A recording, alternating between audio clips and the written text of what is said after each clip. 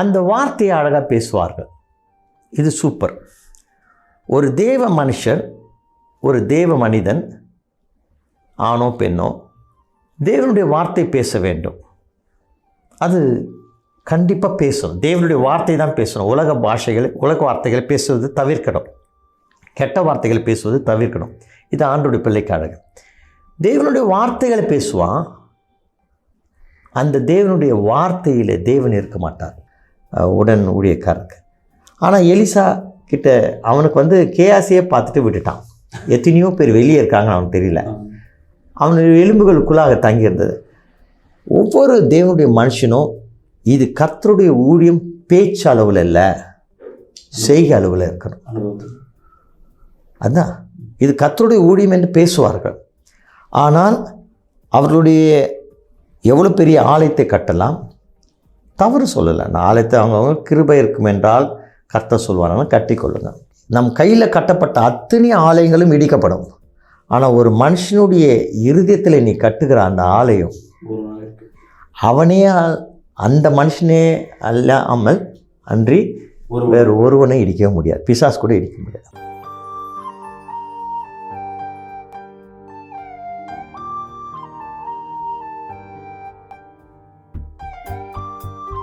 அன்பு நித்திய நேரில் ஒவ்வொரு வாரமும் தேவனிடத்தில் இருக்கிற நமக்கு இருக்கிற சில சந்தேகத்தை தீர்க்கும் வகையாக சில விவாதங்களும் இல்லை சில ஆலோசனைகளும் நம்ம கேட்டுக்கொண்டிருக்கிறோம். இந்த நாளும் அதே போல தான் ஒரு விசேஷமான ஒரு தலைப்பில் நம்ம போதகர்கள் பேச இருக்கிறோம். பாஸ்டர் கிங்ஸ் சாமுவேல் ஐயா நம்மளோடு ஒவ்வொரு நாளும் நம்மளுடைய அழகாய் எளிய முறையில் நம்ம இடத்துல பேசி கொண்டிருக்கிறார். அது கேட்கும்பொழுது நம்ம வாழ்க்கையில் நிறைய மாற்றங்களும் நம் தேவனிடத்தில் இருக்கிற ரகசியங்களை நம்ம கற்றுக்கொள்கிறோம். நிறைய பேர் இதை குறித்து எங்களிடத்துல பேசி கொண்டிருக்காங்க. தொலைக்காட்சியில் கால் பண்ணி இன்னும் என்னென்ன காரியங்களை குறித்து பேசுவீங்கன்னு சொல்லி அவங்களோட காத்து கொண்டிருக்காங்க. இன்றைக்கி நீங்கள் பாருங்கள், கர்த்தர் உங்களோட இடைப்படுவதை நீங்கள் பார்க்க முடியும். ஆமாம். Praise Lord pastor. மீண்டும் உங்களை சந்திப்பதில் மிக்க மகிழ்ச்சி அடைகிறோம். எனக்கும் சந்தோஷம்தான் பாஸ்டர். இன்னைக்கு ஒரு விசேஷமான ஒரு டாபிக் பேசலாம் பாஸ்டர். எனக்கு மட்டும் இல்லை, நிறைய நேயர்களுக்கு ஒரு டவுட் இருக்கலாம். இயேசு கிறிஸ்துவனாவே கிறிஸ்துவ சம்மந்தப்பட்டது, கிறிஸ்துவ மதம் அப்படிதான் சொல்லப்பட்டிருக்கு. ஆனால் இங்கே ஆவியானவர் குறித்து சில சந்தேகங்கள் அநேகர்களுக்கு இருக்குது, இன்னும் நிறைய கிறிஸ்துவர்களுக்கு இருக்குது. ஆவியானவர்னா முதலாவது யார் பாஸ்டர் தெரிஞ்சுக்கணும்? திருத்துவத்தினுடைய 3வது ஸ்தானத்தில் இருக்கிறவர் ஆவியானவர். சரி, ஃபஸ்ட் அதுதான் பிகினிங்லேருந்து வரலாம். பிதாவாகிய தேவன், குமாரனாகிய தேவன், பரிசுத்த ஆவியானவராகிய தேவன். அப்படி என்று சொன்னால் 1, 2, 3 தெய்வங்கள் அல்ல, ஒரே தேவன் தான். பிதாவாகிய தேவன் குமாரனுடைய வடிவிலே அவர் நமக்கு தோன்றுகிறார். இவர்கள் ஆவியானவருடைய ரூபத்தில் நமக்கு அசைவாடுகிறார். இதனுடைய அம்சம், இதனுடைய காரியங்கள் மிகவும் மிகவும் மகிமையானது ஒன்று. எல்லாவற்றையும் புரிந்து கொள்கிற பக்குவம் ஒரு மனிதனுக்கு கிடையாது. எவ்வளோதான் ஞானியாக இருந்தாலும் அந்த ஞானத்தை வைத்து இந்த திருத்துவத்தினுடைய காரியங்களை உணர முடியும். ஓரளவுக்கு பேசலாம், உதாரணங்களை கொடுக்கலாம், ஓமானங்களை கொடுக்கலாம். ஆனால் முழுமையாக இதை விளக்கக்கூடிய காரியம் இல்லை. இது நித்தியத்தில் தான் புரிஞ்சுக்கணும். அதனால தான் நித்தியத்தில் இங்கே ஓரளவுக்கு தோங்குற அந்த நித்தியத்தில் அது புரிஞ்சு கொள்ள முடியும். ஃபஸ்ட்டு இப்போது பிதா குமாரனை எதற்கு வெளிப்படுகிறாருன்னா, நம் பாவங்களை மீட்பதற்காக அவர் மாம்சமாக வெளிப்படுகிறார். இது எல்லாருக்கும் தெரியும். ஸோ ஆவியானவர் பிதாவிலிருந்து எப்படி பிரிந்தது, எதற்காக ஆவியானவர் செயல்பாடு? சிம்பிளாக சொன்னால், இந்த ஆவியானவர் வேதத்தில் ஆதியாம் புஸ்தகத்திலிருந்தே அவர் வந்துட்டு கொண்டு தான் இருக்கிறார். ஜலத்தில் மேல் அசைவாடி கொண்டிருந்தார். ஒரு காரியத்தை திட்டமிடுகிறார்கள், அவர்களுக்குள்ளாக ஆலோசிக்கிறார்கள், அந்த காரியத்தை செய்ய முற்படுகிறார்கள். மூவரும் இசைந்து அந்த காரியத்தை செய்கிறார்கள். ஒரே தேவனாக செய்து முடித்த பின்பு நல்லதென்று கண்டார். அப்போது இந்த ஆவியானவர் அங்கு இல்லை என்று சொன்னால் காரியங்கள் பெற்றிருக்காது. ஆண்டருடைய ஃபார்முலா தான் நம்முடைய வாழ்க்கையும் நம்முடைய கிரியேஷனும் இருக்கிறது. எப்படி பிதா குமாரன் பரிசுத்த ஆவியானவர் இருப்பது போல நம்முடைய சரீரத்தை தேவன் உருவாக்கினார் தமது சாயலாக. அந்த உருவாக்கப்பட்ட சரீரத்தில் நாசியிலே சுவாசத்தை ஊற்றுகிறான். அப்போது அவன் ஜீவ ஆத்மாவாக மாறுகிறான். ஆத்மா உருவாக்கப்படுகிறது. அப்போது தான் மண்ணினாலே செய்யப்பட்ட சரீரத்தில் சுவாசத்தை ஊழும் பொழுது அவனுக்குள்ளாக ஒரு ஆத்மா மூன்றாவது பிறப்பிக்கப்படுகிறது. அதே போல் தான் பிதாவாகி நம்ம 3 பேர் நமக்குள்ளே இசைஞ்சு தான் நம்ம இருக்கிறோம். நாட்கள் வரும்போது இந்த சரீரம் மண்ணுக்கு திரும்பி விடுகிறது. பிரசங்கில் சொல்லப்பட்டது போல் ஆவி தந்த தேவனிடத்தில் திரும்பி போகிறது. அப்போது நாம் உருப்பெற்ற நாம், அதுதான் நான் ஒரிஜினல், அந்த ஆத்மா. அந்த உருப்பெற்ற நாம் தேவனுக்கு முன்பாக நிற்கும்படியாக நாம் புறப்படும்பொழுது இதே அந்த ஆத்மத்துக்கு ஒரு ரூபம், மறுமைக்குண்டான ஒரு ரூபத்தை கர்த்தர் கொடுக்கிறார். இது ஒரு இந்துவானாலும் இஸ்லாமியரானாலும் கிறிஸ்தவர்களானாலும் அடுத்த கட்டத்துக்கு நகர வேண்டும் என்று சொன்னால் நம்முடைய தேவனாய் கர்த்தருடைய ஒத்தாசை இல்லாமல், உதவி இல்லாமல் வேறு வழியே இல்லை. அதான் நானே வழியும் சத்தியம் ஜீவனுமா இருக்கிறார். இப்போ ஆவியானவர் குறித்து பேசலாம். இந்த வேதத்தின் டிஸ்பென்சேஷனை நீங்கள் பார்க்கும்பொழுது யெகோவாவின் காலம், பிதாவாகிய யெகோவாவின் காலம், அதன் பின்பு கர்த்தராகிய இயேசுனுடைய காலம், அதன் பின்பு ஆவியானுடைய காலம். உங்களுக்கு இன்னும் சிம்பிளாக சொல்கிறேன், எல்லாருக்கும் புரிகிற மாதிரி. பிதாவாகிய தேவன் தமது குமாரனை இந்த பூமிக்கு ப்ரெசன்ட் பண்ணார். He presented. யோவான் 3:14. இவ்வளவாய் அன்பு கூர்ந்த குமாரனை he presented is only begotten son to the world. இதுதான் அவர் ப்ரெசன்ட் பண்ணார். இந்த தெய்வத்துக்குள் எப்பயுமே ப்ரெசன்ட் பண்ணுற ஒரு கிருபை ஜாஸ்தி இருக்கும். யாராவது பரிசு கொடுக்கணும், வெகுமதி கொடுக்கணும், வரம் கொடுக்கணும்னா அது கொடுக்கறது உருவாக்குறதும் கொடுக்கறதும் இவங்களுக்குள்ளே ரொம்ப அதிகமாக நிறைஞ்ச ஒரு பாத்திரங்கள் அவங்க. அப்போ இயேசுவன் என்ன பண்ணுறாரு, பரிசுத்தாவியானவர் ப்ரெசன்ட் பண்ணுறார்.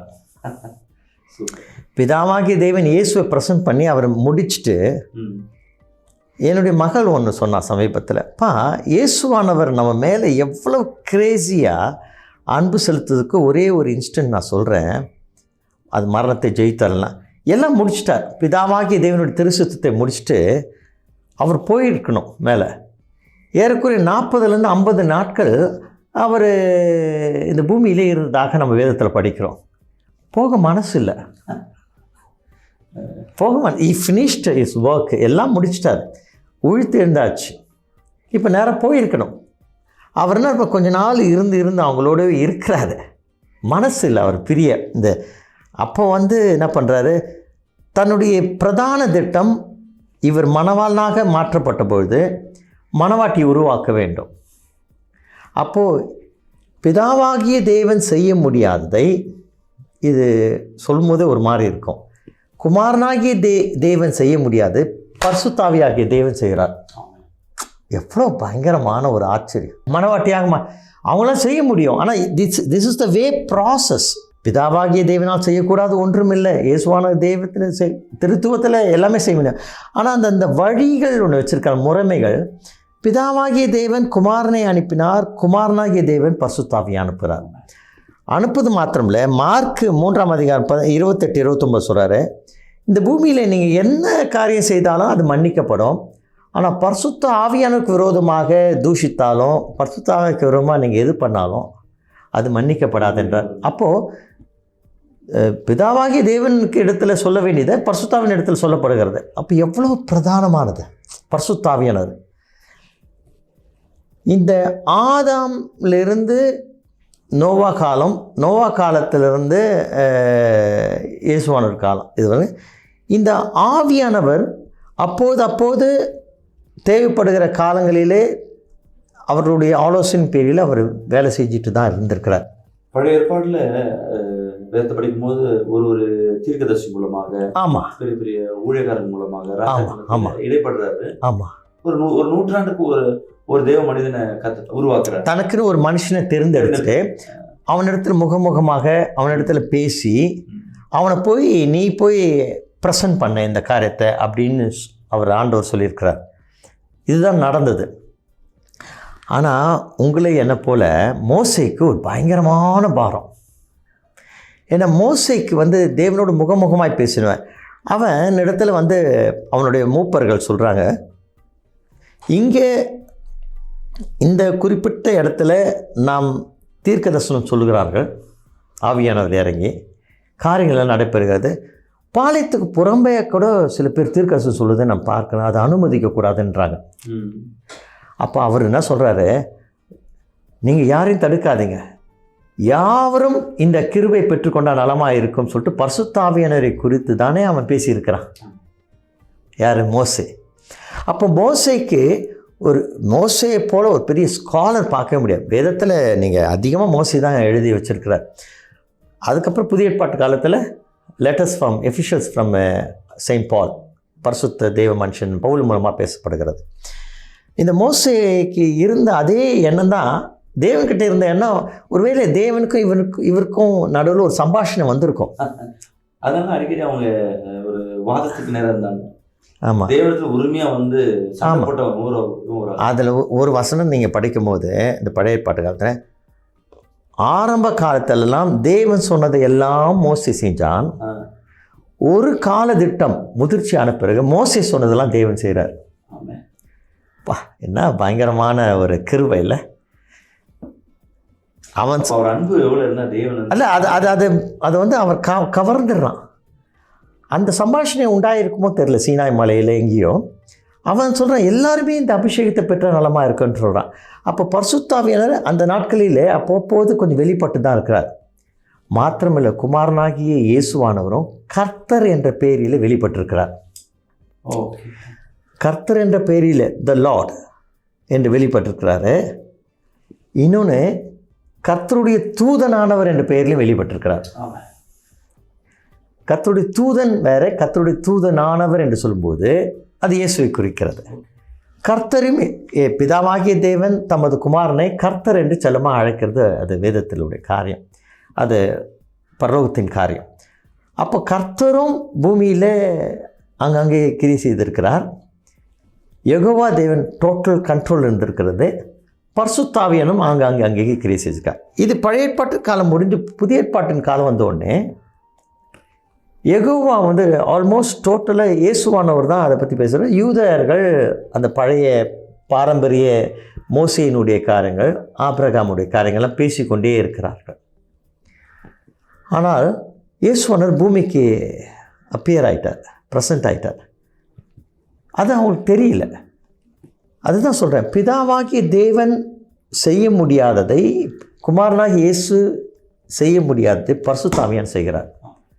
இந்த பரிசுத்த ஆவியானவர் அந்த மேல் வீட்டு அறையில் ஒருமனப்பட்டு காத்திருந்த போது அப்போஸ்தலர் நடபடிகள் புஸ்தகம் 2ஆம் அதிகாரத்தில் யாவர் மேலும் இறங்கி நவமான பாஷைகள், அந்நிய பாஷைகள் எல்லாம் பேசுகிறாங்க. அப்போ மக்கள்லாம் பார்க்குறாங்க, அங்கே கூடி வந்திருக்க மக்கள் நம்முடைய ஜென்ம பாஷைகளில் பேசுகிறார். ஏன்னா பெந்தகோஸ்து நாட்களிலே உலகம் முழுதும் இருக்கிற யூதர்கள் எல்லாம் வந்து அங்கே தஞ்சம் அடைந்து அவர்கள் ஆராதிப்பது உண்டு பெந்தகோஸ்து நாட்களில்.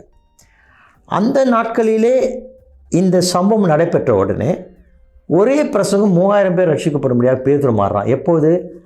ஆவியானவர்னால் தான். இதே பேதுரு அவன் இஸ்ரவேலிலே பிறந்து வளர்ந்தா கூட இந்த கிருபை அவனுக்கிட்ட இல்லை. இதே பேதுரு இயேசுவானவரோடு கூட படுத்து தூங்கி எழுந்து சாப்பிட்றான், வாதிக்கிறான். ரொம்ப பெரிய ஜீசஸ் கம்பெனி 12+1 13 ஒரே கூடவே இருக்கிறாங்க, எல்லா காரியத்தையும் அனுபவிக்கிறாங்க. ஆனால் அவன் மாறல. ஆனால் பரிசுத்த ஆவியானவர் அவனுக்குள்ளே வந்தபொழுது நியூ பீட்டரை பார்க்குறோம், புதிய மாற்றங்கள். அதுதான் இன்றைக்கி கிறிஸ்தவர்கள் வந்து எல்லா ஸ்தாபனங்களும் பிதா சுதன் பரிசுத்த ஆவியானவர் என்று அவர்கள் கிரேஸ், அதாவது அந்த கடைசியில் பெனடிக்ஷன்லாம் போடுவாங்க. ஆனால் அந்த ஆவியானவரை இப்போ நான் ஒரு காரியத்தை உங்களுக்கு சொல்கிறேன். ஆவியானவரை பற்றி தெரியும், ஆனால் ஆவியானவரை பற்றி அறிய முடியல அவங்களால. ஆவியானவன்றது ஒரு கேள்விப்பட்ட மாதிரி இருக்கும், இல்லை, வேதத்தின்படி பிதா குமார் பசுத்த ஆவியானவர் அப்படின்னு அந்த ரூபத்தில் போயிடுவாங்க. அதை அனுபவிக்க தெரியும். சரி, இப்போ இந்த ஆவியானவர் பற்றி கொஞ்சம் பார்ப்போம். நிறைய பேருக்கு உங்களை என்னை விட அதிகமாக வசனங்களை தெரியும். இப்போ சிஎஸ்சி மக்கள் எடுத்துக்கொண்டிங்கன்னா அவருக்கு சிறு வயதிலிருந்தே வேத மனப்பாட வார்த்தைகள்லாம் சொல்லி சொல்லி விபிஎஸ் சண்டே ஸ்கூலு அதுக்கப்புறம் படித்து படித்து படித்து எல்லாம் செய்வார்கள். அந்த வார்த்தையை அழகாக பேசுவார்கள். இது சூப்பர். ஒரு தேவ மனுஷர், ஒரு தேவ மனிதன், ஆணோ பெண்ணோ, தேவனுடைய வார்த்தை பேச வேண்டும். அது கண்டிப்பாக பேசணும். தேவனுடைய வார்த்தை தான் பேசணும். உலக பாஷைகளை, உலக வார்த்தைகளை பேசுவது தவிர்க்கணும். கெட்ட வார்த்தைகளை பேசுவது தவிர்க்கணும். இது ஆண்டோடைய பிள்ளைக்கு அழகு. தேவனுடைய வார்த்தைகளை பேசுவான். அந்த தேவனுடைய வார்த்தையில் தேவன் இருக்க மாட்டார். ரீசன் பாஸ்டர் எப்படி இல்லைன்னு சொல்ல முடியும்? இல்லை, அதுதான் பாருங்கள். இப்போது தேவன் அவருடைய வார்த்தைகளை அவன் பேசும்போது அங்கே தேவன் இருந்தால் தான் காரியங்கள் எல்லாம் அசைவாடும். கண்டிப்பாக. நீங்கள் மைக்கு சவுண்டு போட்டு 1000 வாட்ஸ் போட்டு நீங்கள் என்ன கற்றுனாலும் தேவனுடைய வார்த்தைகள் நடக்காது. Hallelujah, in the mighty name of Jesus. இதுனா மோஸ்ட் ஆஃப் த, நான் தவறாக நினைக்க வேணாம், most of the churches mentally wash பண்ணி வச்சுருக்கிறாங்க. பெண்டிகாஸ்டலோட கோட்டிங் போட்டு, நான் அல்லேலூயா கத்துறேன், நீ அல்லேலூயா கத்தணும். கர்த்தர் வருகிறார் நான் சொன்ன உடனே நீ குதிக்கணும். இது சொல்லுறத செய்யுமாம் கிளிப்பிள்ளை மாதிரி ஒரு நகைச்சுவைக்காக ஒன்று சொல்லட்டுங்களா? நீங்கள் பார்த்தீங்கன்னா இந்த மோடி வித்தை காட்டுறவங்க என்ன பண்ணுவாங்க, அந்த காலத்தில் நான் பார்த்துருக்குறேன். ஒரு சின்ன கோழி குஞ்சை வந்து மியூசிக் போட்டோடனே அது கையில் இப்படி எடுத்து டான்ஸ் ஆடும். பார்த்துருக்கீங்களா? நான் பார்த்தது. நீங்கள் எங்கள் காலத்தில் நான் பார்த்துருக்கேன். அப்படி கரெக்டாக அதுக்கேற்ற மாதிரி மியூசிக் ஏற்ற மாதிரி பண்ணோம். இது எப்படி வந்தது தெரியுங்களா? இதுதான் இன்றைக்கி பெந்தகோஸ்து சபைகள், கர்த்தருடைய சபைகள்லாம் இப்படி தான் இருக்குது. நான் தவறாக நினைக்காதீங்க. நாம் அவர்களெல்லாம் மாறி பூர்ணம் அடைய வேண்டும், அந்த தெளிவு வர வேண்டும் என்று தான் என்னுடைய வாஞ்சை, ஜபம். குறை சொல்லலை. இந்த மோடி மாதம் ஒரு கோழி குஞ்சு எடுத்து வச்சு தட்டில் வச்சுருவோம். அந்த தட்டுக்கு சின்னதாக ஒரு மெழுகுவத்தியில் கொளுத்தி நெருப்பு வச்சுருவான். அது வைக்கும்போது கரெக்டாக இது என்ன பண்ணோம், கொஞ்சம் சூடு வரும்போது இந்த காலை தூக்கும். இவன் என்ன பண்ணுவோம், ஒரு மோளை வச்சு டன் டக் டன் டக் டன் டக், அது இந்த கால் தூக்கும். அதுக்கு இந்த காலை சூட்டில் தூக்கும்போது அதோடைய சின்ன மண்டைக்குள்ளே இந்த மோளமும் ஏறிடும். இது என்ன, கால் டன், திருப்பி இப்படி வைக்கும்போது இவன் டன், அதை பார்த்து இவன் வந்து பேஸ் பண்ணி அதை காலுக்கு பேஸ் பண்ணி மோளை அடிச்சுட்டே இருப்பான். அது சூடு ஏற இப்படி பண்ண டண்டனாக்க அதுக்கேற்ற மாதிரி இவன் அடித்து இது மாதிரி கொஞ்ச நாள் ப்ராக்டிஸ் பண்ணுவான். அவ்வளோதான், மெழுகுவத்திலாம் எடுத்துருவான். இவன் அந்த தட்டில் உட்கார வச்சுருவான். இவன் நன்னு தீக்கும், கால் தூக்குவான். அப்புறம் அதே மாதிரி ஸ்லோவாக தட்டு வருவான். எல்லாருக்கும் ஆச்சரியம், எப்படி இந்த கோழி குஞ்சு டான்ஸ் ஆடுது டண்டன். அது பாவம், அது பிரெயின் வாஷ் பண்ணி இவன் ஃபீட் பண்ணி வச்சுருக்கிறான். இன்றைக்கி ஆவிக்குரிய சபைகள்லாம் பரிசுத்த ஆவியான வார்த்தை ஃபீட் பண்ணி வச்சுருக்கிறாங்க. நான் அப்படியே ஜஞ்சனக்கு வல்லமை உண்டு, வல்லமை இருக்குதோ இல்லையோ உண்டு டங்குன்னா இவங்க உண்டு இதுதான் நடக்குது. நான் தவறாக சொல்ல நினைக்காதே.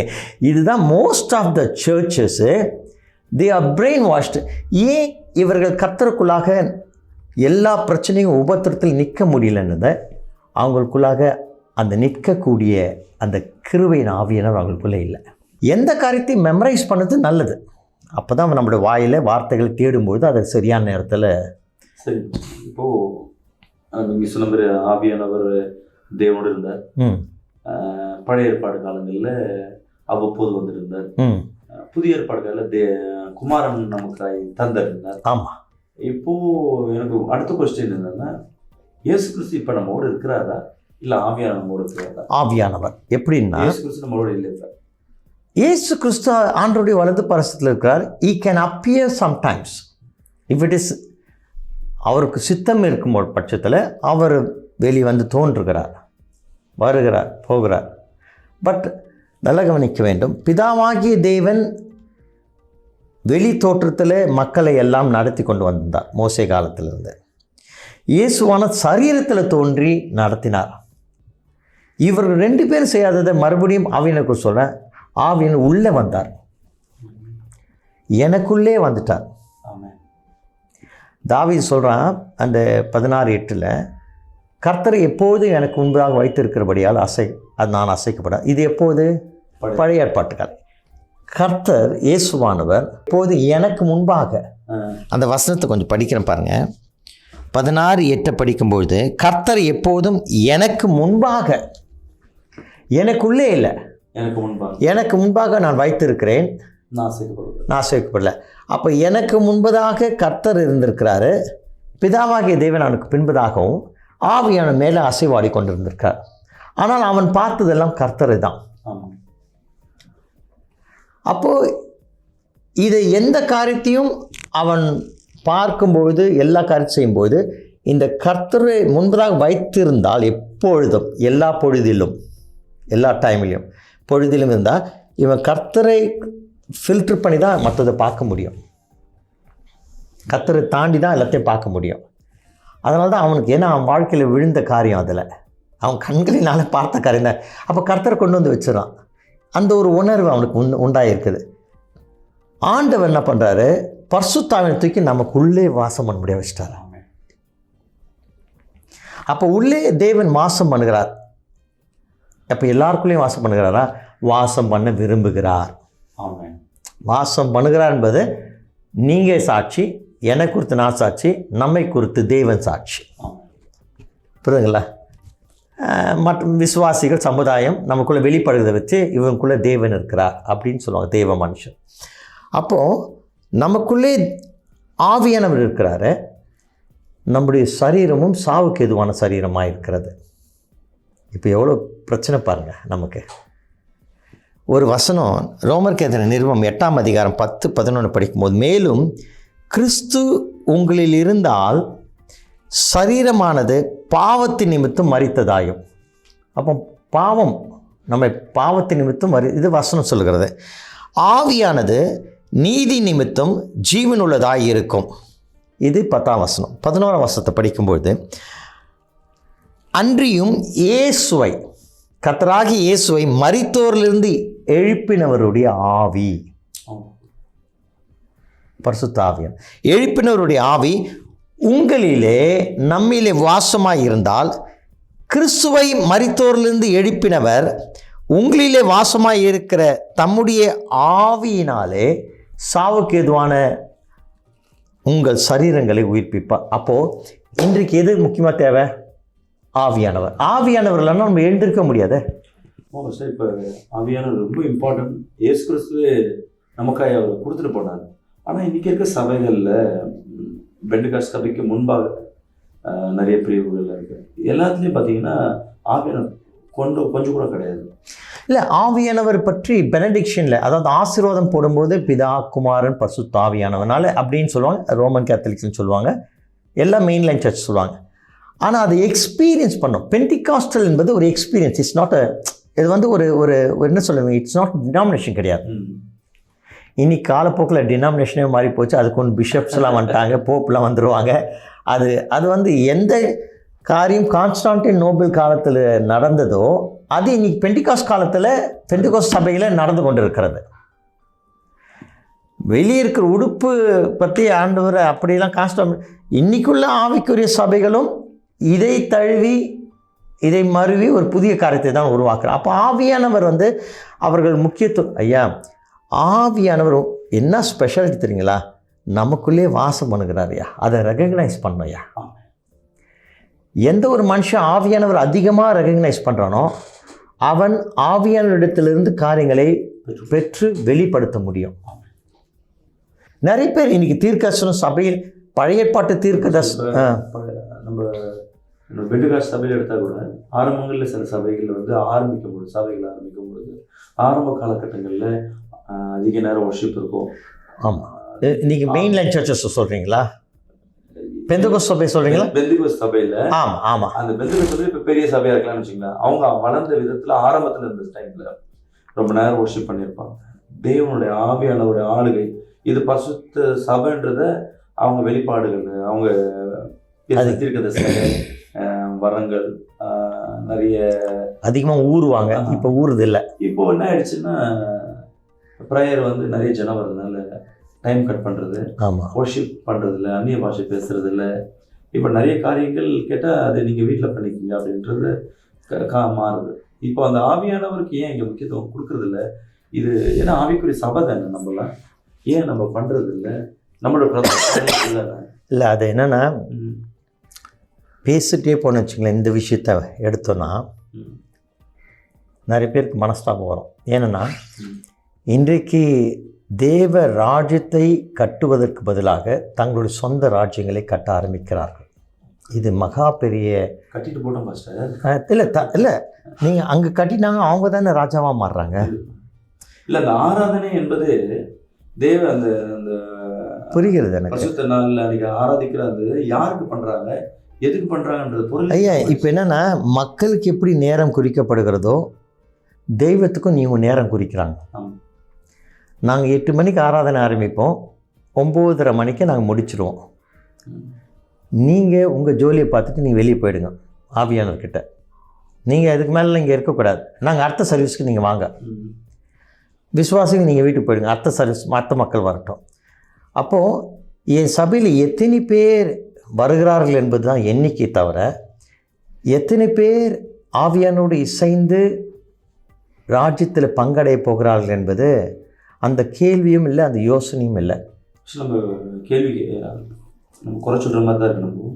ஆனால் இது சொல்யூஷன் நம்ம சொல்யூஷன். இப்போ நீங்கள் என்ன சொல்கிறீங்க? சொல்யூஷன்னா நம்ம குறைக்க நம்ம அவங்க பண்ணுற நம்மளும் குறை பண்ணுற மாதிரி சொல்யூஷன். இப்போ ஜனம் ஜாஸ்தி வந்துட்டாங்க பாஸ்டர், இப்போ டைம் இல்லை. நீங்கள் சொல்யூஷன் கேட்டிங்களா, சொல்லிட்டா தப்பாக நினச்சிக்க மாட்டீங்களா? தைரியமாக இருக்குதா கேட்குறதுக்கு? சபைகள் எல்லாம் நெருக்கப்பட வேண்டும். எப்படி பாஸ்டர்? எழும்புவார்கள், சபைக்கு விரோதமாக எழும்பி சபைகள் எல்லாம் நெருக்குவார்கள். ஊழியக்காரர்கள் கொலை செய்யப்படுவார்கள், ஆலயங்கள் மூடப்படும். அப்பொழுது இவர்கள் அதிகமாய் தேவனை தேட ஆரம்பிப்பார்கள். இப்போது தேவன் பேரில் தங்களுடைய நேரத்தை குறித்து ஜனங்களுக்கும் நீங்கள் வாங்க, காலையில் நீங்கள் சர்வீஸ்க்கு வந்து முடிச்சுட்டு நீங்கள் உங்கள் வேலைக்கு நீங்கள் போய்விடலாம். அதை மனமகிழ்ச்சினால் அதை குறித்து ஒரு எல்லாமே. இப்போ உதாரணத்துக்கு நீங்கள் நம்ம ஒருத்தர் ஜெபிக்க ஆரம்பிக்கன்னு வச்சுக்கொள்ளுங்களேன். நம்ம பக்கத்தில் ஃபோனை வச்சுக்கொள்கிறோம், நேரத்தை பார்க்குறோம். 3 மணி நேரம் நான் ஜெபிக்கிறேன்னு நம்ம ஃபிக்ஸ் பண்ணுறோம். அங்கேயே நீங்கள் வந்து சிறைப்பட்டிருக்கீங்க. 3 மணி நேரம் ஜெபிக்கிறது பெரிய விஷயம் அங்கேயே. ஆனால் 3 மணி நேரத்துக்கு உண்டான சிறைப்பட்டிருக்கீங்க. அதுக்கு மேலே நீங்கள் பண்ணுவதுக்கு உங்கள் மனதும் இல்லை. மனம் இருந்தால் மார்க்கம் உண்டு. அப்போ நமக்குள்ளே இருக்கிற ஆவியானவரே ஒவ்வொரு நேரம் நீங்கள் உட்கார்ந்து அவரை ருசிக்க ஆரம்பிச்சிட்டிங்கன்னா நேரம் போகிறது தெரியாது. இப்போது சீனாய் மலையில் போன மோசே திரும்பி வருகிற நேரத்தை சொன்னாரா? ஆண்டவரே சொன்ன பிறகு தான் இறங்கி போகிறார். ஆமாம், அவங்க எடுத்த ஃபாஸ்டிங்கே வேறு இல்லை. அந்த ஃபாஸ்டிங்கை விட்டுடுங்க, அந்த ஒழுங்கு கிரமத்தை சொல்லுகிறேன். இப்போ சபையில் நம்ம அந்த நீங்கள் சொன்ன மாதிரி ஆதி பெந்தகோஸ்து காலத்திலலாம் அப்படியே உட்கார்ந்து அமர்ந்து ஜெபிச்சு கொண்டே இருப்பாங்க, அந்நிய பாஷையில் பேசி கொண்டு இருப்பாங்க. ஒருத்தர் அந்நிய பாஷையில் கர்த்தர் அவளோடு இடைப்படுவார், இன்னொருத்தர் வியாக்கியானம் பண்ணுவாங்க, இன்னொருத்தர் எழும்பி தரிசனத்தை சொல்லுவாங்க. இப்போ அதுக்கெல்லாம் நேரம் இல்லை. ஏன்னா நேரம் இல்லை என்பது ஒரு காரணம். போதகமார்களுக்கு இதை விட்டால் அவர்கள் நம்ம சபையை ஆட்கொண்டு விடுவார்கள், நம்மை விட பெரியவர்களாக மாறிடுவார்கள் ஒரு எண்ணம். ஏன்னா நானும் போதகர் இருக்குன்னு இது உண்மையை தான் சொல்கிறேன், புரியுங்களா? எல்லாருக்குள்ளாகவும் இந்த சாவுக்கு எதுவான சரீரம் இருக்குது, அது ஆவியானவருக்கு இடம் கொடாமல் இருக்கிறது. ஆனால் இந்த சாவுக்கு எதுவான சரீரத்தை உயிர்ப்பிக்க போகிறவரே அவர் தான் சொல்லுகிற ஒரு எண்ணம் இல்லை. இயேசுவானவர் தன்னை பிதாவினுடைய சத்தத்துக்கு முழுமையாக அர்ப்பணித்தார். எவ்வளோ காலம்லாம் சொல்ல, அவர் 30ஆம் வயதில் அவர் ஞானஸ்நானம் எடுக்கிறார். ஏன் போய் கேட்குட்டாரா பிதாவான தேவன்கிட்ட? கேட்கல. அவருடைய சித்தம் 30 வயசில், சில பேர் 13 வயசில் எடுக்கிறாங்க பிள்ளைங்க, 15 வயசில். அந்தந்த காலகட்டத்தில் தேவன் ஒவ்வொரு மனிதனுக்கும், இயேசுவானவருக்கும் அப்படி தான் அந்த சித்தம், பிதாவாகிய தேவன் சித்தம். அப்போ இயேசுவான எல்லா காரியத்தையும் செய்கிறார் பாஸ்டர். ஆனாலும் அவருக்கு ஏன் தெய்வத்துக்கு அடித்த போது வலிச்சுது? அவர் தலையில் கொட்டும்போது வலித்தது, முடி சூடும்போது வலித்ததுன்னா நம்மை போல சரீரம் படைத்தவராக இருந்தார். நம்பர் 1. இங்கே கவனிங்க, நம்மை போல சரீரம் படைத்த அவர் ஆவியினாலே கர்ப்பந்தரிக்கப்பட்டு ஆவியானவனால் உற்பத்தி ஆன போதும் அந்த பாத்திரம் சரீரம் தானே, உருவாக்கப்பட்ட மாம்சம் மரியா. அப்போ அவர் இந்த பூமியில் வாழக்கூடிய மாம்சத்தை அவர் பெற்றிருக்கிறார். அப்போது நம்மை போல பாட அனுபவித்தார் அப்படின்னு சொன்னால் நம்மை போல அவருக்கு வேதனை வந்தது, ஆக்கினிக்குள்ளாய் தீர்க்கப்பட்ட, இப்படி நிறைய வசனங்கள் படிக்கலாம். அப்போது பாவமும் நம்மளுடைய எல்லா பாவங்களும் அவர் ஏற்றபொழுது அவர் பாவியாய் மாறல, பாவமானார். இது ரொம்ப இன்றைக்கி நிறைய பேர் குழப்புவாங்க. Is not a சின்னர். அவர் அந்த பாவங்களை எடுத்துக்கொண்டு அப்போ அவருக்கு எல்லா பெயின் வந்துச்சுல்ல. ஏன் பெயின் வந்துச்சு சொல்லுங்கள்? அவர் தெய்வனாக இருந்து பெயின் மறந்துருக்க தேவையில்ல, அப்படி தானே? ஆல்மோஸ்ட் செமி காட் மாதிரி தானே அவர். மாம்சம் தெய்வம் சொல்லுங்க. சில நேரம் இன்னும் பரிசுத்தாவி அருளப்படலைன்னு சொல்லிட்டு காலங்களுக்காக வெயிட் பண்ணி கொடுத்துருந்தார். அதுக்கு வெயிட் பண்ணிட்டார். ஞானஸ்நான உடன்படிக்கை கீழ்ப்படும் போது ஆவியானவர் அந்த கட்டளை நிறைவேற்றப்படுகிறது. ஓகே, அதை விட்டுடுங்க. இப்போ அவருக்கும் சரீரத்தை தான் சுமந்து தானே இருந்தார் இந்த பூமியில் வாழும்போது. அப்போ அந்த சரீரத்தில் சாவுக்கு எதுவான காரியம் இருந்திருக்குதுல்ல? அப்போ சாவுக்கு எதுவான காரியம் இருக்கிற சரீரத்தில் நோவு இருக்கும், வேதனை இருக்கும், துக்கம் இருக்கும். புரியுதுண்ணா உங்களுக்கு? பெயின் வரும், எக்ஸ்ட்ரீம் ஷூட்டிங் பெயின். அவரை முகத்தில் குத்துறாங்க, கண்ணை மூடிட்டு. முகலாம் அந்த கீடு அடைந்தவராங்க, முகலாம். ஆனால் இயேசுவானவருங்க அவர் பரலோகத்துலேருந்து வந்தாங்க, மறுபடியும் அடித்தோடனே உள்ளே போயிட்டு திருப்பி நார்மலுக்கு வந்து நிற்கலையே. Totally whole body damage. அவருடைய முதுகில் உழப்பட்ட நிலம் போல இஸ் ஜீசஸ். அவருக்கு நடந்துடக்கூடாதே, எது பண்ணாலும் மூடி இருக்கணும். சரி, அப்போ சாவுக்கு ஏதுவான சரீரங்களை அந்த சரீரம் செத்து போயிட்டுருது, மரணத்துக்குள்ளே போய்விட்டது. அதுதான் தேவனுடைய பிதாவானுடைய திருசுத்தம். உடனே அதை ரேப் பண்ணி அதுக்குண்டான முறையின்படி புதிய அவங்களுடைய உறவினர் கல்லறையிலே, மெட்டர்னல் அங்கிள் கல்லறையிலே கொண்டு போய் அழகாய் வைக்கப்படுகிறார். கல்லறை போட்டு நல்லா மூடி விடுகிறார். இப்போ உள்ளே இருக்கிறது என்னது? சாவுக்கு எதுவான சரீரம். அப்போ அந்த சாவுக்கு எதுவான தான் ரோமருக்கு சொல்ல, அன்றியும் இயேசுவை மரித்தோரிலிருந்து எழுப்பினவருடைய ஆவி உங்களில் இருந்தால் கிறிஸ்துவை எழுப்பின வாசமாக இருக்கிற அதில் பாருங்கள், மேலும் கிறிஸ்து உங்களில் இருந்தால் சரீரமானது. இதை சொல்லிட்டு இதை சொல்கிறாரு, கிறிஸ்துவானுடைய சரீரம் மரித்து போய் அடக்கம் அதில் வைக்கப்பட்டிருக்கிறது, சாவுக்கு எதுவான சரீரம். ஆனால் அந்த சாவுக்கு எதுவான சரீரத்தில் அவர் பெற்ற அபிஷேகத்தின் ஆவியானவர், அந்த ஆவி அவருக்குள்ளே இருக்குது. இதுதான் பாஸ்டர் நமக்கு கிடைச்ச பெரிய வரப்பிரசாதம்.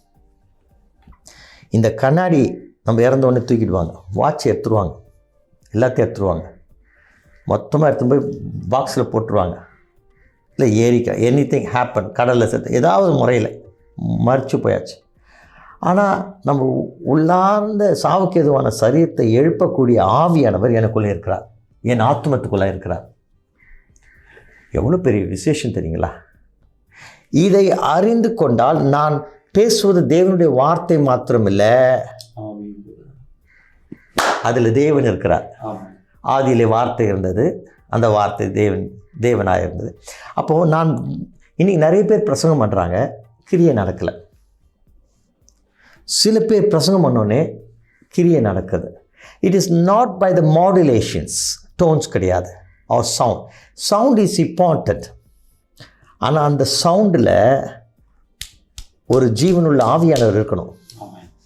பாருங்களேன், இயேசு நாமத்தில் நீ பாலைப்போ பிசாசுனா அவன் பார்ப்பான். சரி, இவனை there are many strategies from devil pastor. சில பிசாசு அப்படியே அடிச்சு மீட்டிங்கில் நல்லா வீடியோ எடுத்துக்கோ நல்லா போட்டு ஆட்டு எல்லாம் பண்ணிடுவான். அவனுடைய ஹை ஸ்ட்ராட்டஜி என்ன தெரியுமா இருக்கும்? அவனுடைய ஹெட் டிபார்ட்மெண்ட்டு இந்த போதும் இதில் விடுறானான்னு பார்ப்பான். இவனுக்குள் பெருமை அவனுக்கு இருக்கிற மேட்டிமை இவனுக்குள்ளே பகிரலாம். நான் ஜெபிச்சா பிசாசு ஓடும், அங்கே ஆரம்பிக்குது பாருங்கள் நேபுகாத்நேச்சர் ஆவி, அது லூசிஃபருடைய ஆவி. கொஞ்சம் கொஞ்சமாக ஃபீட் பண்ணுவான். 4 பேர் அனுப்பிச்சுவான், இன்னொரு பிசாசு ஆடும். பிசாசு ஆடுறதுக்காக நம்மளை துரத்த சொல்ல, பிசாசு அவனை விட்டு வெளியேற வேண்டும், அவன் விடுதலை ஆக வேண்டும், அவன் மனம் மாற வேண்டும். அது வந்து it is not a subject at all. Subject என்ன பண்ணணும்? மனம் மாறுதானே சப்ஜெக்டு. ஒருவன் மனம் மாறும் பொழுது சாவுக்கு எதுவான காரியங்கள் சுமந்து கொண்டிருக்கிற உயிர்ப்பிக்கிற ஆவியான அவனுக்குள் வரும்போது வசனத்தை விதைக்கிறோம், வசனத்தினுடைய வார்த்தைகளை எல்லாம் சொல்கிறோம். இந்த ஆவியனுடைய ஒர்க் இஸ் பிக்கஸ்ட் ஒர்க். நம்ம ஒரு மனுஷன் அந்நிய பாஷை பேசுகிறான். அந்நிய பாஷை என்பது ஒரு அடையாளம். அந்நிய பாஷை என்பது ஒரு சபைக்கு ஒரு விசுவாசி கொடுக்கப்பட்ட அடையாளம். தீர்க்கதரிசன ஆவி ஒவ்வொரு வரங்களும் அந்த சபையை கட்டும்படியாக அங்கே இருக்கிற கர்த்தரால் தெரிந்து கொள்ளப்பட்ட மக்களுக்கு, ஊழியக்காரங்க மாத்திரம் இல்லை பாஸ்டர், யாவருக்கும் கொடுக்கலாம். நான் சமீபத்தில் எங்கள் சபையில் நான் பேசுகிறது, நீங்களும் ஒரு அந்த கிருபை பெற்ற ஒரு நல்ல மனுஷர். நான் சொன்னேன், சபையில் இருக்கிற அத்தனை பேர் எழும்பி ஊழியம் செய்யுங்க. உங்களுக்கு கர்த்தர் முழு நேரம் உழைத்து கன்ஃபர்மேஷன் கொடுத்தா வந்துடுங்க. ஆகாரம் எல்லாத்தையும் கர்த்தர் பார்த்துக்கொள்வார். அப்படி இல்லாட்டி பகுதி நேரமாவது நேரத்தை எடுத்து செய்யுங்க. ஆதியில் பெந்தகோஸ்து நாட்கள் அப்படி தான் செய்தி சபைகள் வளர்ந்தது. இன்றைக்கு சபைகள் வளரலை, புதிதாக ரட்சிக்கப்படலை. இங்கே ஒரு சபையிலிருந்து ஆத்துமாக்களே நீங்கள் வாங்க, நம்ம ஊருக்காரா நம்ம சபைக்கு வந்துடுங்க. நீங்கள் ரொம்ப வல்லமையாக இருக்கும். இங்கே ஆடல் பாடல் சூப்பராக இருக்கும். இங்கே மியூசிக் சவுண்ட் சிஸ்டம் நல்லாயிருக்கும். இங்கே பாடினாங்கன்னா அப்படியே குதூகலம் அடைஞ்சிருவீங்க. ஒரே நடனம், ஒரே மியூசிக். ஐயா அதெல்லாம் என்னை எழுப்பாது ஐயா, அது வேண்டான்னு சொல்ல. What is the dire needed? முக்கியமான தேவை என்ன? எனக்குள்ளே இருக்கிற ஆவியானவரை நான் முழுமையாக அறிந்து கொள்ளணும், அவருக்கு நான் இடம் கொடுக்கணும். ஃபஸ்ட் இப்போது ஆவியானவர் குறித்து இவ்வளோ இந்த ஆவியானவர் மீண்டும் இந்த சபைக்குள்ளே தான் வருது. சபைக்குள்ளே இன்றைக்கி ஏன் தேடப்படுது? அது மெயின் நோக்கமாக என்ன இருக்கும்? அது வரங்களை குறித்து நிறைய குறைபாடுகள், நிறைய தெளிவில்லாத வார்த்தைகள், அப்புறம் வரங்களை குறித்து வரங்கள்லாம் வந்து ஒரு நபர் இடத்துல பேசுகிறார், வரங்கள்லாம் அப்போஸ்தலர் தான் செஞ்சாங்க, நீங்கள் என்ன அப்போஸ்தலர்களா? ஸோ இப்போல்லாம் அந்த மாதிரி கிடையாது அப்படின்னு நிறைய வார்த்தைகள் சபைகளுக்குள்ளே. அதாவது இதை யார் சொல்கிறாங்கன்னா இன்னொரு ஊழியக்காரை பார்த்து ஆவியானவரை குறித்து. ஐயா இப்போ வந்து ஊழியம் கர்த்தருடையது என்பது மறந்துட்டாங்க. எனக்கு கொடுக்கப்பட்டிருக்க ஊழியம், உங்களுக்கு கொடுக்கப்பட்டிருக்க ஊழியம் கர்த்தரால் கொடுக்கப்பட்டிருக்கிறது. உலக தோற்றத்துக்கு முன்பதாகவே தேவன் அழைத்து தெரிந்தெடுத்து முன்குறித்த மக்களை கர்த்தர் அபிஷேகித்து ஊழியத்துக்கு பயன்படுத்துகிறார். அது மாத்திரமில்லை, விசுவாசிக்கிற யாவரும் ஊழியம் செய்யணும். ஊழியம் செய்யாமல் பரலோகத்துக்கே போக முடியாது. வரங்கள் தேவன் மக்களை விடுதலையாக்குவதற்கு உண்டாக கொடுக்கப்பட்ட ஒரு டூல்ஸ், கருவிகள். சில பேர் வரங்களே இல்லைன்னா அப்படி பார்க்குற பார்வையிலே அன்பிலே அவன் ஒப்பு கொடுத்துருவான். அது இன்னும் சூப்பர். வரங்கள் நடைபெற்று காரியங்களும் வரங்கள் தானே. ஆமாப்பா, அது எப்படின்னா கிருபைகள்.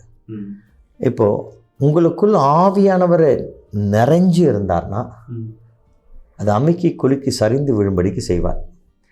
அது போகிற இடம்லாம் ஆரோக்கியம் உண்டாகும். நீங்கள் நடக்கிற இடம்லாம் ஆரோக்கியம் உண்டாகும். உங்களுக்கு மக்கள் ஓடி ஆடுவாங்க. நீங்கள் உட்காந்து ஒருத்தருக்கு அந்நிய பாஷையை பேசி தீர்க்கதரிசனம் சொல்ல தேவையில்லை. அவர் தொட்டாலே இல்லை உங்கள் நிழல் பட்டாலே அந்த அளவுக்கு ஆவியானவர் நிறைஞ்சிருந்தார். எலியா அவனுக்குள்ள இருந்த கருத்தை ரெட்டிப்பாக கேட்ட தன் சகோதரனுக்கு கொடுத்தார், எலிசாவுக்கு, தன் உடன் ஊழியக்காரருக்கு. ஆனால் எலிசா கிட்ட அவனுக்கு வந்து கேயாசியே பார்த்துட்டு விட்டுட்டான். எத்தனையோ பேர் வெளியே இருக்காங்கன்னு அவனுக்கு தெரியல. அவனுடைய எலும்புகளுக்குள்ளாக தங்கியிருந்தது. ஒவ்வொரு தேவனுடைய மனுஷனும் இது கர்த்தருடைய ஊழியம் பேச்சு அளவில் இல்லை, செய்கை அளவில் இருக்கணும். அதுதான் இது கர்த்தருடைய ஊழியம் என்று பேசுவார்கள். ஆனால் அவர்களுடைய எவ்வளோ பெரிய ஆலயத்தை கட்டலாம், தவறு சொல்லலை. நான் ஆலயத்தை அவங்கவுங்க கிருபை இருக்கும் என்றால் கர்த்தர் சொல்வார்கள், கட்டிக்கொள்ளுங்க. ஆனால் நம் கையில் கட்டப்பட்ட அத்தனை ஆலயங்களும் இடிக்கப்படும். ஆனால் ஒரு மனுஷனுடைய இருதயத்தில் நீ கட்டுகிற அந்த ஆலயம் அவனே, அந்த மனுஷனே அல்லாமல் அன்றி வேறு ஒருவனை இடிக்கவே முடியாது, பிசாசு கூட இடிக்க முடியாது. அப்போது அதுதான் நம்மளுடைய பிரதானமான காரியம். இப்போது நம்முடைய ஊழியக்காரர்கள் நம்ம என்ன பண்ணோம், ஆவியானவருக்கு சபையில் முக்கியம் கொடுங்க. நீங்கள் சொல்ல தான் என் சிந்தையில் இருந்துகிட்டே இருக்குது. ஆரம்ப காலத்தில் இருந்தது போல், எருசலேம் தேவாலயத்தில் இருந்தது போல், நம்முடைய தேசத்தில் ஆரம்ப நாட்களில் சென்னை பட்டணத்தில் பெந்தகோஸ்து அனுபவிப்போம் அப்படியே முழங்கால் பண்ணிட்டு அவர் கணக்காக காத்திருக்கணும். அந்நிய பாஷை பேசிக்கொண்டு ஐயோ நான் பருப்பு போட்டுட்டு வந்துட்டேனே அப்படின்னு சொல்லக்கூடாது.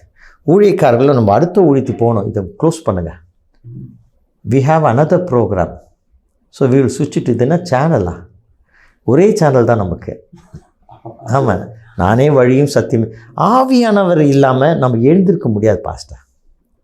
மரித்தவர்களாம் எழுப்பதற்கு யார் தேவை? ஆவியானவர். ஆமாம், அப்போ அந்த ஆவியானவர் நீங்கள் அந்த ஆவி நல்ல பலம் பெற்று வைத்திருக்கணும். நல்ல ஆவியில் நிறைஞ்சு எஸ்ஐகே ஃப்ரான்சிஸ்லாம் உண்மையில் அழகாக சொல்லுவார். ஒரு 3 மணி நேரம் 5 மணி நேரம் அந்நிய பாஷையிலேயே பேசிடுவார். அதெல்லாம் ரொம்ப நம்மளுடைய ஃபாதர் பெர்க்மன்ஸ் அவர்கள் நானே பார்த்துருக்குறேன். ஆரம்ப காலகட்டத்தில் அவர் சென்னைக்கு வரும்பொழுதெல்லாம் ரோமன் கேத்தலிக் இருக்கிற நாட்களில் அப்படியே உலாவி பாடிக்கிட்டு ஆவியில் நிரம்பிட்டு உலாவி அப்படியே ஒரு 5 மணி நேரம் 6 மணி நேரம் 8 மணி நேரம் அப்படியே போய் தேவனுடைய வார்த்தையை கொடுப்பார், பாடுவார். அப்படி தான் இருந்த நாட்கள். இன்றைக்கி காலப்போக்கில் எல்லாருமே இன்றைக்கி ப்ரெசண்ட் வேர்ல்டு ஸ்ட்ராட்டஜிக்கு போயிட்டாங்க. அது எத்தனை நைட் ப்ரேயர்லாம் ஒரு காலத்தில் நீங்கள் மைக்கெல்லாம் போட தேவையில்ல, உட்காந்து முழங்கால் போட்டு அழுது ஜெபிங்க. இல்லாட்டி நான் எப்படி என் பிஸ்னஸ் நடக்கும், எனக்கு யார் சோறு கொடுப்பா, மனுஷன் அப்பத்தினா இதெல்லாம் சத்தியம் பாஸ்டர். நம்ம ஆவியானவருக்கு முக்கியத்துவம் கொடுக்கலன்னா பரிதவிக்கப்பட்டவர்கள். நமக்கு பயங்கரமாக ஆதாமிலிருந்து இந்த நாள் நம்ம வரைக்கும் மரித்தவர்களை, முதலாவது கிறிஸ்துவுக்குள் மரித்தவர்களை உயிரோடு எழுப்புகிறவர் ஆவியானவர் தானே. கடைசி நேரத்துக்கு இவ்வளோ நேரம் ஆவியானவர் குறித்து பேசிட்டு இருக்கோம். ஊழியக்காரர்கள் என்ன சபையில் பண்ணணும்னு நம்ம தெளிவாக சொல்லிட்டு இருந்தோம். ஒவ்வொரு காரியங்களும் அது ரொம்ப பிரயோஜனமாக இருந்தது. விசுவாசியாக இருக்கிற விசுவாசிகளுக்கு பார்த்து கொண்டிருக்கிறவங்களுக்கு அவங்க ஆவியில் எழும்புவதற்குண்டான வழிகள். இப்போ அவங்க சபைகளில் சரியாக ஒர்ஷிப் இல்லைன்னா கூட நம்ம சபையை சேஞ்ச் பண்ணணுமா, இல்லை இருந்த சபையில் இவங்க தனியாக ஆவியில் வளரணுமா? இல்லை, அதை சொல்ல விரும்புகிறேன். அன்பு விசுவாசிகளுக்கு போதகர் கேட்டுக்கொண்ட பேரில் நான் உங்களிடத்தில் நான் சில வார்த்தைகளை பேசுகிறேன். உங்களை அழைத்த கர்த்தர் மாறாதவர். இதை நீங்கள் மனதில் வச்சுக்கணும். உங்களை அழைத்தவர் மனுஷன் அல்ல, தேவன் உங்களை அழைத்திருக்கிறார். மனிதர்களை பயன்படுத்தி அழைத்திருக்கலாம். உங்களை ஆரம்ப காலகட்டத்தில் உங்களை வழிநடத்தின, ஞானஸ்தானம் கொடுத்த, பரிசுத்தாவிக்குள் நடத்தின போதகரை என்றைக்குமே நீங்கள் மறக்கக்கூடாது. அவருக்கு ஒத்தாசையாக இருக்கணும். இதுதான் நான் தாழ்மையான ஒரு வேண்டுகோள். உங்கள் ஆலயம் சிறிதாக இருக்கலாம், உங்கள் ஆலயம் பெரிதாக இருக்கலாம். கர்த்தர் உனக்கு வைத்த இடத்துல நீங்கள் உத்தமமாக இருங்கள். நீங்கள் எப்போதும் உங்களுடைய கர்த்தர் வைத்த இடத்துல உங்கள் மாம்சத்துக்கு இடம் கொடுத்து கோபத்தினாலே, தாபத்தினாலே, துக்கத்தினாலே, அல்லது உங்களுடைய அந்த சபையில் இன்னும் சூப்பராக மெசேஜ் கொடுக்குறாங்க, அந்த சபையில் நல்ல துதிக்கிறாங்க அப்படின்னு சொல்லிட்டு நீங்கள் விட்டு நீங்கள் போவீர்னு சொன்னால் கண்டிப்பாக அது பார்ப்பதற்கும் கேட்பதற்கும் நல்ல சாட்சியாக இருக்காது. அந்த ஆலயத்தில் பழம்பெரும் இருக்கிற ஒரு விசுவாசி உங்களை பார்த்து எந்த சபையிலேருந்து வந்தீங்க, முதல்ல எங்கே இருந்தீங்க அப்படின்னு கேட்டாலே நீங்கள் எல்லா காரியம் சொல்லுவீங்க. ஆனால் நீங்கள் அவர்களோட கீழாக மாறுகிறீர்கள். அதனால் நீங்கள் மேலாக மாறவே முடியாது. ஒன்று, உங்கள் சபையில் நல்ல ஆராதனை இருக்குதோ ஆராதனை இல்லையோ, நல்ல பிரசங்கம் இருக்குதோ இல்லையோ, அதை குறை சொல்லாதீர்கள். ஆனால் ஆவியானவர் இருந்தால் அந்த சபையில் நீங்கள் இருக்கலாம். ஆவியானவருக்கு அங்கே இல்லை என்று சொன்னால் நீங்கள் அடுத்த கட்டம் உங்கள் ஆவியானவர் எப்படி நடத்துகிறாரோ அதன்படி செய்யுங்க. இது நான் பற்றி சொல்லலை. ஆனால் ஒவ்வொரு தனிப்பட்ட விசுவாசியும் அவனவனுக்கு உண்டாகும் பலன், ஸ்தானங்கள் தேவனிடத்திலிருந்து வருகிறது. நீ உன்னதமான உயர்வான மணவாட்டினுடைய ஸ்தானத்தை பெறுவதற்கு சியோனில் நீ காணப்பட வேண்டும் என்று சொன்னால், சியோனுக்கு ஏற்ற அந்த மணவாட்டிக்கு ஏற்ற ஒரு பக்குவம் அடைவதற்கு நீங்களும் உங்கள் இயேசுமாக தனித்திருக்க வேண்டும், அல்லது நீங்களும் உங்கள் ஆவியானவருமாக தனித்திருக்க வேண்டும். எவ்வளோ நேரம் தெரியாது. அவர் உங்களை விட்டு கடந்து போகிற வரைக்கும் தனித்திருங்க. அது விட்டு போக வேண்டாம். நான் ஒரு காரியத்தை ரகசியத்தை சொல்லுகிறேன். தெய்வத்துக்கு என்றைக்குமே மனிதர்களோடவே இருக்க ரொம்ப விருப்பம், ரொம்ப ரொம்ப விருப்பம். உங்களை விட்டு விலகி போவதுக்கு அவர் விருப்பமே பட மாட்டார். ஆனால் பழைய ஏற்பாட்டு புஸ்தகத்தில் பொழுது விடுகிறது நான் போகிறேன்னு சொல்கிறார் யாக்கோபு இடத்துல. அவன் விடவே இல்லை. என்ன, இன்றைக்கு உலகத்தை அவர்கள் ஆளுவதற்கு காரணம் அவர்கள் தேவனை விடவே மாட்டார்கள், பிடிச்சுப்பாங்க. இஸ்ரவேலை ஒருவனும் மேற்கொள்ளவே முடியாது. உலகத்தில் ஒருத்தனும் பிறக்க போகிறதும் இல்லை. அவன் எப்படிப்பட்ட தேசமாக இருந்தாலும் சரி, இஸ்ரேல் அடிக்கவே முடியாது. இஸ்ரேல் ஏற்கனவே யுத்தம் பண்ணி நிறைய வெப்பன்ஸ்லாம் அவங்க காலியாக இருக்குமே. அவர்களோடு தேவன் இருக்கிறார். பலத்தினாலும் அல்ல, தேவன் அந்த தேசத்து மேல் ஆவியானவர் இருக்கிறார். அவர்கள் ஏற்றுக்கொண்டாலும் ஏற்றுக்கொள்ளாவிட்டால் அது யாக்கோபுக்கு கொடுக்கப்பட்ட வார்த்தை. அவன் விடவே மாட்டான். அப்போது கர்த்தர் அவனை ஆசீர்வதித்து அவன் சந்ததியை இஸ்ரவேல் என்று பெயர் மாற்றி, இஸ்ரவேல் அவன் தெரிந்து கொண்ட பெயர் அல்ல, தேவன் வைத்த பெயர். எவ்வளோ பெரிய விஷயம் அது! அதில் பயங்கரமான சகல விதமான ஆசீர்வாதங்கள் இருக்கும். உறங்குவதும் இல்லை, தூங்குவதும் இல்லை இஸ்ரவேலின் தேவன். அதனால் நான் உங்களுக்கு விசுவாசிகளுக்கு நான் சொல்லுகிறேன், முழங்கால் படிட்டு உங்கள் போதகருக்காக, போதகருடைய மனைவி பிள்ளைகளுக்காக, உங்கள் சபைக்காக, ஆத்மாவுக்காக உங்கள் முழங்கால் தீயட்டும். அது வெளியே சொல்ல வேண்டாம். அதிக மணி நேரம் செபியுங்கள். ஆலயத்தில் வந்தால் அந்த தேவ மனுஷனிடத்தில் ஒரு வார்த்தை போதும். பெரிய பிரசங்கம் அவர் சொல்ல ஒரு வார்த்தை, அது 100க்கு அதிபதி நமக்கு சொல்லி கொடுத்துருக்கார். ஒரு வார்த்தை சொல்லுங்கள். அந்த ஒரு வார்த்தையில் பூமியே உருவாக்கப்பட்ட வார்த்தைகள் உண்டு. அந்த தேவ மனுஷன்லேருந்து ஒரு வார்த்தை வரும்போது அதை பிடித்து கொண்டு செபிங்க. அந்த ஊழியக்காருக்கு முடிஞ்ச அளவுக்கு உத்தமமாக இருங்க. தாராளமாய் காணிக்கைகளை உங்களுக்கு ஊழியக்காருக்கு செலுத்துங்க, சபைக்கு செலுத்துங்க. ஏனென்றால் என் சபை, ஐயாவுடைய சபை என்பது, இன்னொரு போதகருடைய சபை என்பது கர்த்தருடைய சபை. பெயர்கள் வேணால் வித்தியாசமாக ரிஜிஸ்ட்ரேஷன் வச்சுக்கலாம், தரிசனத்துடைய பெயர்கள். ஆனால் மணவாட்டி சபை என்பது ஒன்று. அது தேவனுடைய ராஜ்யம் என்பது ஒன்று. நான் செய்ய முடியாததை இவர் செய்தால் நான் மிகுந்த சந்தோஷப்படுகிறேன். ஏனென்றால் நான் செய்ய முடியாத இவர் செய்தால் தேவ ராஜ்யம் பெறுகிறது. அல்லேலுயா. நான் அவருக்கு ஜெபத்தினாலேயோ இல்லை கொடுத்து தாங்குவதனாலே ஏதோ ஒரு காரியத்தை நான் செய்கிறேன். இப்போது கூட இந்த நித்தியம் டிவி அது இன்னும் வளர்வதற்காக நம்ம மிகுந்த பாரம். ஐயா பேசும்போது, பாஸ்டர் பேசும்போது, என்னோட வயதில் மிகுந்த சிறியவராக இருந்தால் கூட, ஐயோ எந்த விதத்தில் இவருக்கு நான் ஒத்தாசை இருக்கும். சரி, இப்போது தச்சமே நம்மக்கிட்ட வார்த்தை இருக்கிறது. அந்த வார்த்தையை கொடுக்கும்போது, பார்க்கும்போது, நீங்கள் நித்தியத்துக்கு போவதற்கு இந்த நித்தியம் டிவிக்கு கரங்களை விரிங்க. அது ஆசீர்வாதம். நான் உங்கள் சபைக்கு கொடுக்க வேண்டியதில் உத்தமாக இருக்கேன். தசம்பாகத்தை நீங்கள் டிவிக்கு அனுப்ப வேண்டிய அவசியம் கிடையாது. தசம்பாகத்துக்கும் பழைய ஏற்பாட்டினுடைய யூத முறைமையின்படி இஸ்ரவேல் முறைமை தசம்பாகம். தசம்பாகத்துக்கு அளவு உண்டு. ஆனால் சியர்ஃபுல் கிவர், அது என்ன தமிழில் என்னது, மனப்பூர்வமாய் கொடுக்குற காணிக்கை. இதுக்கு ரொம்ப வித்தியாசம் இருக்குது.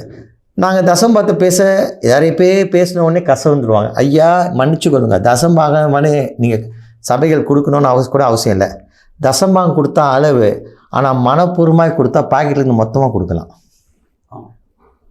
தசம்பாகம் கொடுத்தா 1000 ரூபா, சிஎஃப்எல்க்கு கொடுத்தா 2000 ரூபா இருக்கலாம், 20,000 ரூபா இருக்கலாம். அளவு சபையில் எல்லா மக்களும் தசம்பாகம் கொடுக்குறாங்க. ஆவியினே ஏவப்பட்ட மக்கள் உத்தமமாக இருக்கிறாங்க.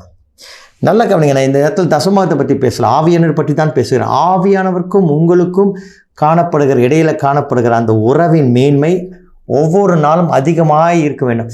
உட்காரும்பொழுது ஆவியானவர் உட்காரலாமா, நான் எழுந்திருக்கிறேன், ஒரு சின்ன ஜெபம் மட்டும் எழுந்திருக்கலாமா ஆண்டவரே, விடை பெற்று கொண்டு போக வேண்டும். ஒரு அதிகார இடத்துல பேசும்போது நீங்கள் உள்ளே வரலாமா, நான் வெளியே போகலாமா, பேசி கொண்டிருப்போம் எழுந்து போகலாமா. ஐயா எனக்கு முக்கியமாக ஃபோன் வச்சுன்னு கோவப்படுவேன். நானே என்னுடைய ஆஃபீஸ்க்கு யாராவது ஃபோன் பண்ணிவிட்டு வெளியே போனால் எதுக்கு இவங்க வந்தாங்க, அது ஒரு ஜென்டில்னஸ் இருக்காது, ஒரு ரெஸ்பெக்ட் குறைஞ்சிரும். ஒருவேளை அவங்க ஐயா முக்கியமான கால் நான் பேசிட்டு வந்தேன்னா ஓகே பண்ணலாம். அதே 10 முறை போயிட்டு வந்தாங்கன்னா நீங்கள் அப்புறமா வாங்கய்யா அப்படின்னு சொல்லி அனுப்ப வேணாம். அதே போல் உங்கள் ஜெப நேரத்தில் வெளியே பெல் அடித்தா கூட திறக்காதீங்க. மை மறந்து அவருடைய எவ்வளவு தூரம் நிரப்பப்படுகிறீர்களோ அந்த அளவுக்கு நீங்கள் ஆஸ்வதிக்கப்படுவீர்கள். சகலத்திலே நிரப்பும், உங்கள் களஞ்சியம் நிரம்பும், உங்களுடைய பேங்க் நிரம்பும், உங்கள் குடும்பத்தில் ஆசீர்வாதம் நிரம்பும், சந்தோஷம் நிரம்பும், சமாதானம் நிரம்பும். சகல காரியத்திலும் ஒருவர் வீட்டில் ஆவியானோட அதிகமாக பழகிவிட்டால் வருவதற்கு முன்னாடி காரியங்கள் உங்கள்கிட்ட சொல்லிடுவார் ஆண்டவர். ஆமென். எதை எப்படி பிசாசாரம் திட்டமிடுகிறான் என்பதை கர்த்தர் உங்கள்கிட்ட சொல்லிவிடுவார். எனவே ஆவியானவர் இக்காலத்தில் முக்கியமாம்மா. குதிக்கிறது ஆடுது பாருங்க, நீங்கள் 2வது பண்ணிக்கொள்ளுங்க. ஆனால் மெய் மறந்த அந்நிய பாஷையிலே கர்த்தரை துதித்து துதித்து பாடுங்க. சில பரிசுத்தவான்கள் பாடல்கள் ரொம்ப அருமையாக இருக்கும். நான் எல்லா மக்களையும் நான் சொல்லுவதற்கு எனக்கு தெரியாது, நான் அதிகமாக கேட்பதும் இல்லை. இந்த பாட்டு பாடலாமா, அந்த பாட்டு பாடலாம், உங்களில் ஆவியான அசைவாடுகிற மாதிரி தெரிஞ்சால் அந்த பாட்டை நீங்கள் கேளுங்க. கேட்டு அதனோடு ஆவியான அசைந்து நீங்கள் ஜெபிக்க ஜெபிக்க ரமாந்தா கபோ ஷலபோ அப்படியே நீங்கள் ஜெபிக்க ஜெபிக்க ஆவிக்குள்ளாக உங்களுடைய ஆவியாத்மா சரீரத்தை ஸ்குவீஸ் பண்ணும்போது, உள்ளே அனுப்பும்போது, அது நிறையும் பொழுது சகல கவலைகளும் ப்ரெஷரும் உங்களை விட்டு போயிடும். ஆவியான ஒரு தெளிவான ஒரு நடத்துதலை நீங்கள் பெற்றுக்கொள்ள முடியும். அன்பு நேரில் இதுவரையும் உங்கள் நேரத்தை, பொன்னான நேரத்தை கொடுத்துருப்பீங்க. ஆவியான குறித்து ஒரு புரிதலும் அந்த அனுபவம் நமக்கு கிடைச்சிருக்குன்னு விசுவாசிக்கிறேன். ஐயா, இதுவரையும் கூட பேசுகிறோம். Praise the Lord. மீண்டும் அடுத்த தலைப்பில் உங்களை சந்திக்கிறோம். நன்றி. நன்றி.